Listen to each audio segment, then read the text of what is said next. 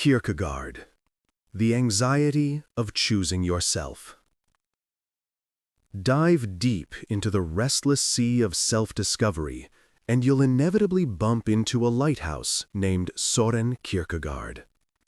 This 19th-century Danish philosopher wasn't interested in dusty academic debates. He was obsessed with one thing: you. Specifically, the terrifying, exhilarating moment when you realize you're not just a cog in a cosmic machine, but a free agent, burdened, or blessed, with the radical task of choosing yourself. The heavy crown of freedom, anxiety and the void. Kierkegaard's most famous concept, particularly in works like The Concept of Anxiety, Begreppet Angst, isn't your garden variety stress. He calls it Angst, often translated as anxiety or dread. But it's not the fear of a snake or a looming deadline. It's the dizziness of freedom.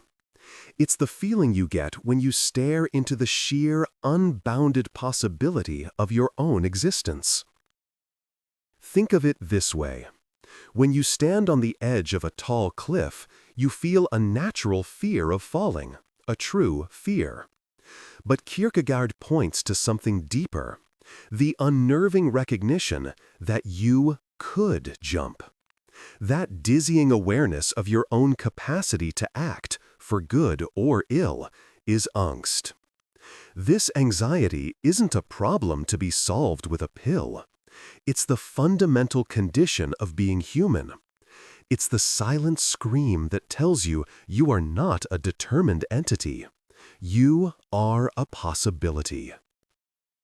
The power of nothingness.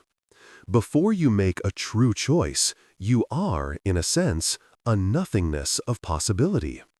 This void is terrifying because it lacks structure, but it is also the wellspring of your unique self. The original leap. Kierkegaard saw the biblical story of Adam and Eve not as a historical event, but a parable for every human spiritual awakening. Anxiety precedes the fall, the choice, and once the choice is made, guilt and responsibility follow. The moment Adam had the capacity to disobey, he felt the initial flutter of anxiety. F. The stages on life's way. Escaping the self. Kierkegaard brilliantly outlined 3 spheres of existence, ways people try to live their lives, often as an escape from the profound anxiety of true self-choice. These aren't rigid categories, but tendencies or orientations. 1. The aesthetic stage, living in the moment. The aesthete lives for pleasure, novelty, and immediate experience. They want to be spectators in their own lives, constantly seeking stimulation. They dabble in art, chase fleeting romances, and avoid commitment like the plague. The trap? This sounds fun, but it's a profound self-deception. By refusing to commit to anything, a job, a relationship, a moral code, the aesthete avoids the responsibility of defining their self. Their life becomes a series of disjointed, fleeting moments, and ultimately, they are plagued by boredom and despair. They're not choosing themselves. They're letting the outside world choose for them through random stimuli. 2.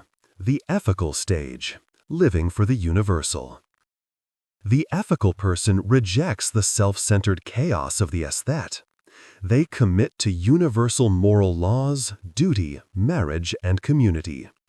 They become the ideal citizen, the responsible spouse, the upstanding member of society. They choose the role over the self. The trap? While a vast improvement over the aesthete, the ethical still falls short of true selfhood. The ethical person is defined by rules and societal expectations. Their choices are good, but they are not radically their own. They haven't faced the deep, lonely task of creating their unique self. They've simply adopted a template provided by the collective. 3. The religious stage, the leap of faith. This is where the real work begins.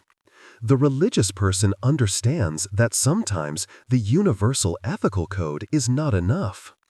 To truly choose oneself before God, or before the deepest truths of existence, one might have to make a choice that is subjective, irrational, and even scandalous to the ethical crowd.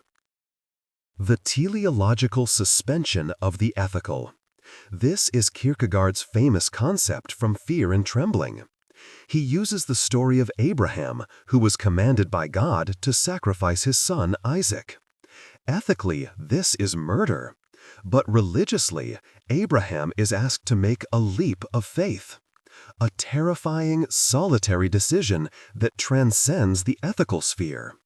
This leap is the ultimate act of choosing your unique self, in isolation, and acknowledging the immense, non-negotiable responsibility that comes with it.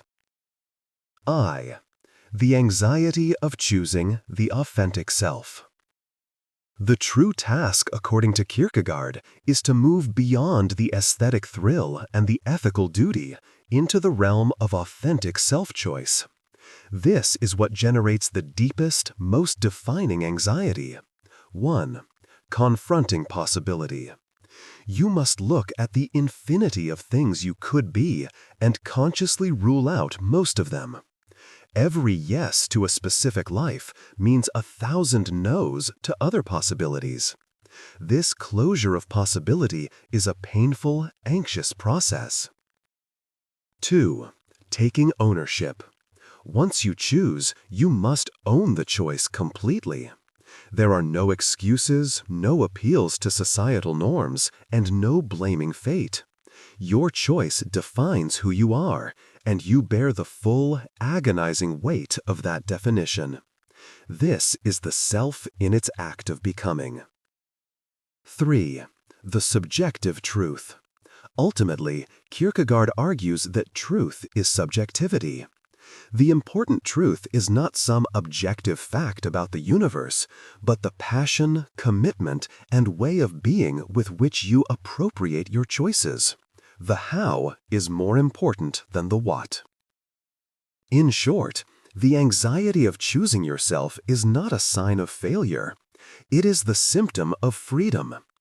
It is the vital energy that pushes you off the comfortable, well-trodden path of conformity and onto the narrow, difficult, and utterly unique path of your own self-created life.